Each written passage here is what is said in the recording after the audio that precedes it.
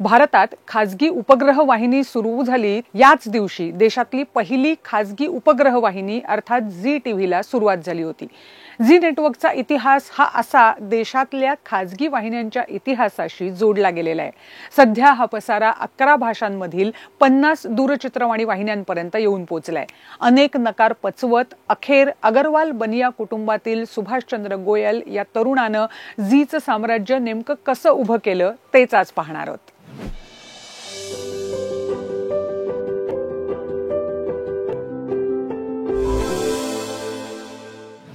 सुभाषचंद्र यांचं कुटुंब म्हणजे तसं औद्योगिक कुटुंब, पण आजोबांवर 3.5 लाख रुपयांचं कर्ज त्या काळात झालं होतं।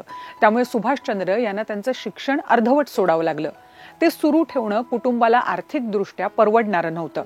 त्यानंतर सुभाष आपल्या घरच्याच शेतमालाच्या ट्रेडिंग व्यवसायात आजोबांना मदत करायला लागले। तेव्हाची ही गोष्ट आहे। धान्य गोदामात साठवून ठेवण्यासाठी लाखो रुपये खर्च करण्यापेक्षा प्लास्टिकच्या लांबसडक शीट्स आणायच्या आणि त्यांनी धान्य झाकून ठेवून ते सुरक्षितपणे साठवायचं अशी शक्कल या तरुणानं लढवली।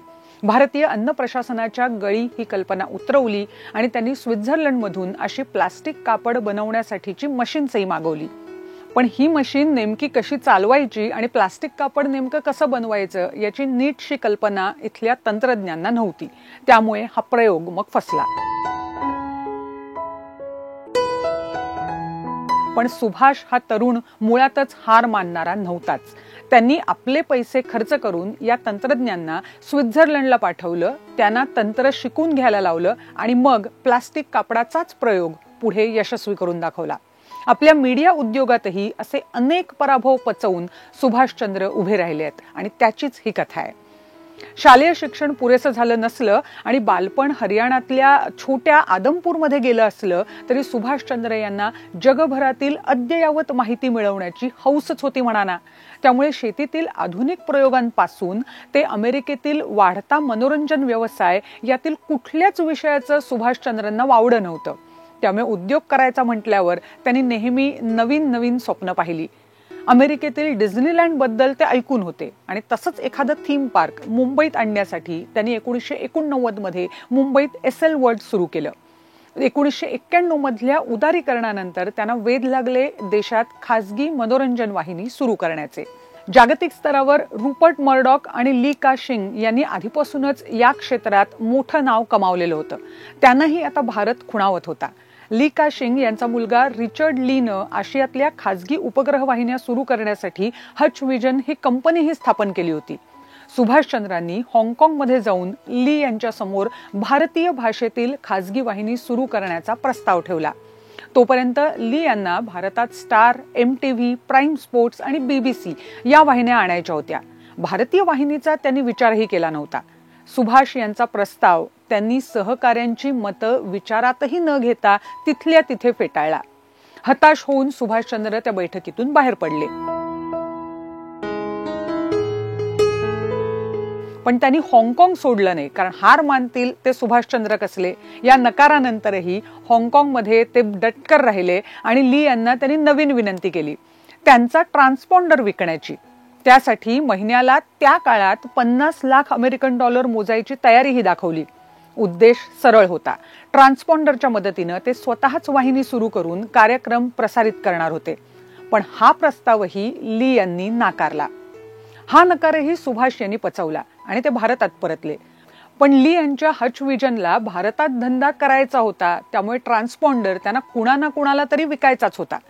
पण वर्षभराच्या वाटाघाटीनंतर त्यांना कळलं की त्यांना हव्या त्या बोलीवर असा व्यवहार करायला भारतात कुणीही तयार नव्हतं।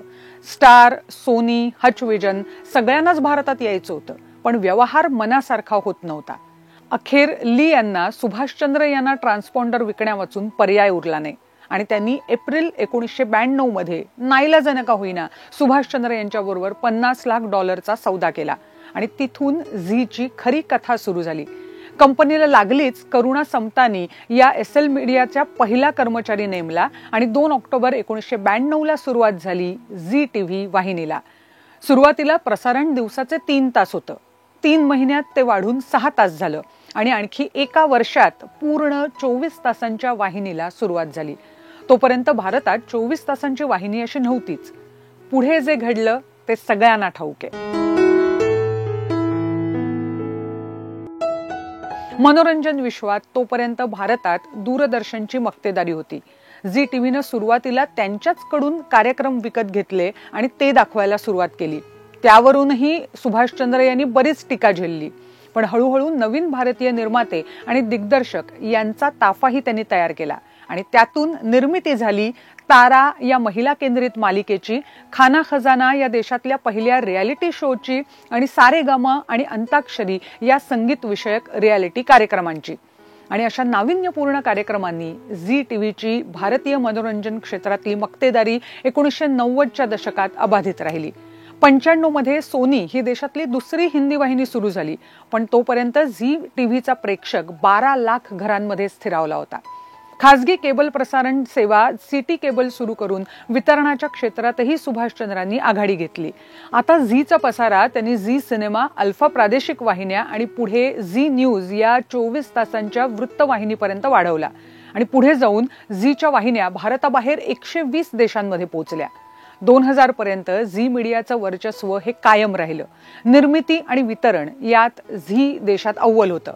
पण पुढे काही गोष्टीत आक्रमकता ही दुराग्रहात बदलली. जसं की जाणकार सांगतात, कौन बनेगा करोडपती आणि कहाणी घर घर की या 2 कार्यक्रमांचे प्रस्ताव सुरुवातीला झी मीडियाकडे आले होते, पण त्यांनी चक्क ते नाकारले. आणि हे दोन्ही प्रस्ताव स्वीकारून स्टार प्लस वाहिनी हळूहळू झीच्या पुढे निघून गेली. आणि ते कसं झालं हे सुभाषचंद्रांना कळलंही नाही.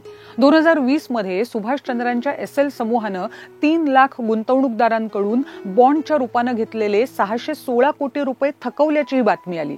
आणि तिथे सुभाषचंद्र यांची विश्वासार्हताही धोक्यात आली.